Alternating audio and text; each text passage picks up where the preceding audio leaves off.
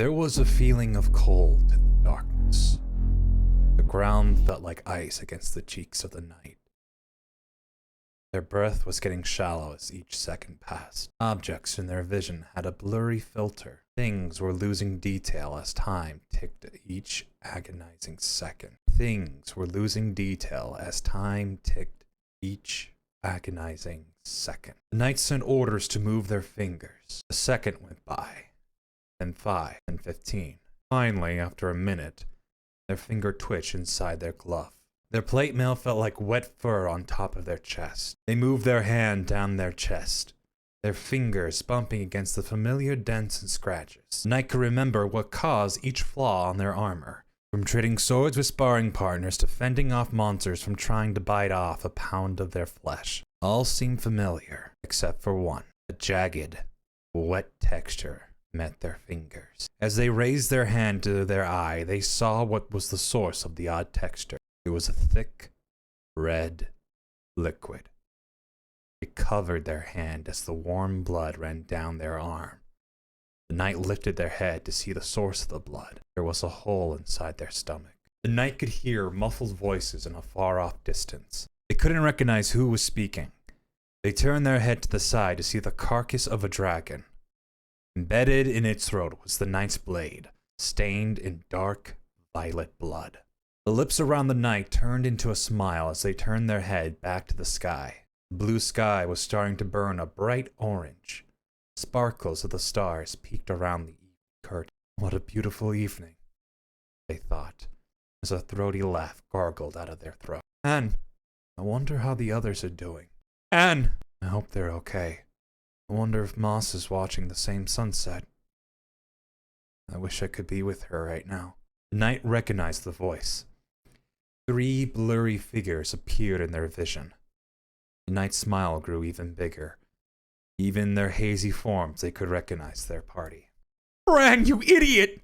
Cried a pudgy halfling with brown curly hair and leather armor. The clatter of his daggers clanged to the ground. I could have dodged it! Bran's smile felt like a ray of sunbeam as it widened. They could hear the halfling's voice squeak when they delivered their last sentence. It was their tell. The halfling looked over to the rest of his party. A pale, elderly goblin was already attending to the gaping wound on Bran's stomach. She tied her auburn hair into a messy bun as she applied pressure to the wound. The goblin began to mumble chants under her breath, muttering out a prayer to their god to close their wound. By now, a bright orange light would come out of the goblin's hand and close the wound. But nothing came. Exhaustion laughed at her attempt to cast a spell. Her body ached from the last healing she gave herself after a dragon made a gash across her neck. She chanted louder, reciting the words she knew since a child reading the book of her god in a lonely corner of an orphanage. She prayed for time to stand still, for the world to freeze so she could have enough time to help her friend. She bit down on her lips as visions of last night rolled into her thoughts. She was in bed with Bran, holding their hands with hers. Cool breeze of the night kissed their skin as they were entangled with another. Whatever she had to do to convince her god to grant this wish, she would do it. She would gladly trade her life for theirs. She'd even make a deal with an archdemon of the 7 hells to save them. But no one answered her desperate plea. Time continued to move and blood continued to pour out. The goblin gritted her teeth as hot tears rolled down her face. The knight found her hand and held it tight. Cole's okay? Bran asked. Moss? Yeah. The goblin whimpered, sucking back cries of woe. Cole's okay. And you're gonna be okay too. It's not that big of a wound. I can heal it real quick. Bran's smile remained the same as he held Moss's hand. A large elf with drab clothes was digging through his bag to find a spare potion. He found weapons, food, blankets, maps, books, but no potion. Damn it! The elf hissed, punching the ground with a clenched fist. He couldn't look at Moss's and Cole's face. Think it can last until we can get to a town and buy a potion? Moss knew Bran wouldn't last 5 minutes. No, Bran muttered, his breath now shallow than ever. Shut up! Cole sobbed, wiping the tears off his face. You're gonna be okay, Moss said. Her hands were stained bright red with blood. She could no longer tell where it started or ended. You just need a potion and we'll fix you right up. It took every ounce of strength for Bran to lift his hand to the face of Moss. Moss's throat choked down lumps of tears as she let go of the wound and held his hand. It was then she looked into Bran's cloudy eyes. She could see that the light was fading away. The dam she built had finally crumbled away. Hot tears rolled down her face as she placed her forehead on top of Bran's head. Bran's breath became shallow and fast. Air barely cycled through their lungs. It was time. A crow landed a few feet away from the group. Its dark black eyes stared at Bran, watching them take their final breaths. Bran's eyes became focused as they spot the raven. Their smile lightened as they saw a tall, billowy figure in a long black dress. A white porcelain mask was on her face as she made her way over to Bran. Bran felt no fear in their chest. In fact, they felt a warm sensation brush against their body.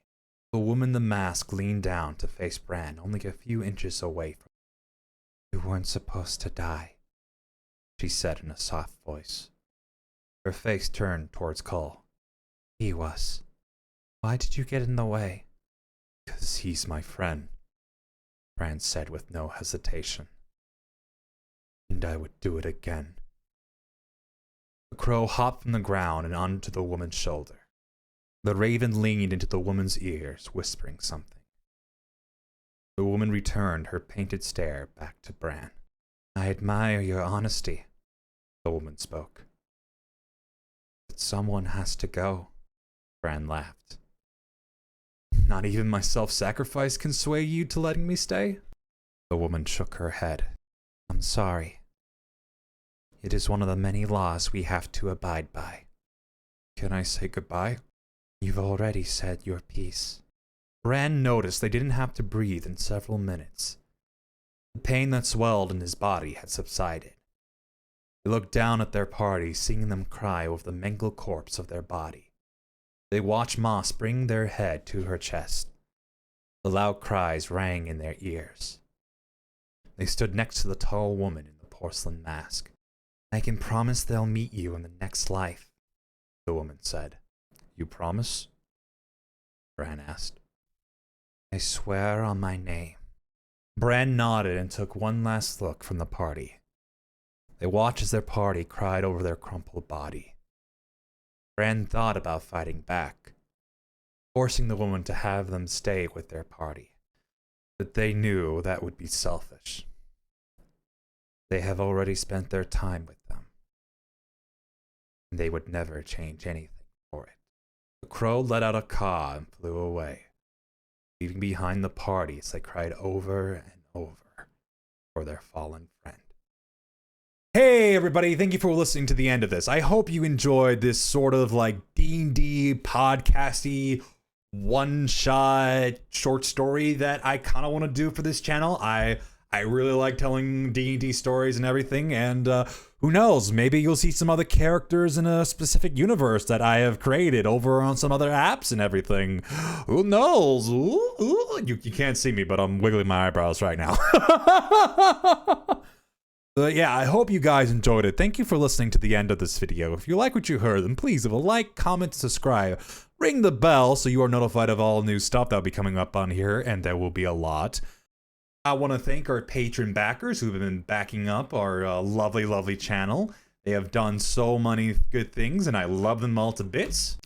And let's do a little shout out of everybody, since they've all been pretty cool people. Kendra Smith, Crescent Fire 21, Yoda Wolf, Muhammad Alakawi, N. Little, Lichos, Yuki the Adoraburb, Raven Garvin, Nix Durham, The Chill Son, DJ M, Cass Bobble, Aaron, Kairos Nikos, Jackie Ann Blair, Lost Atten, Adam Gollinger, Bobby Joe Casto, Tabitha Elizabeth Allison Trammell, and Tanisha Kaneda.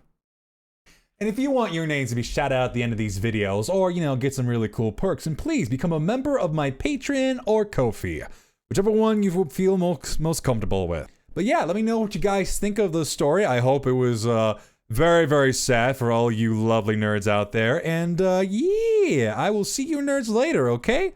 All right, have a good day. Peace.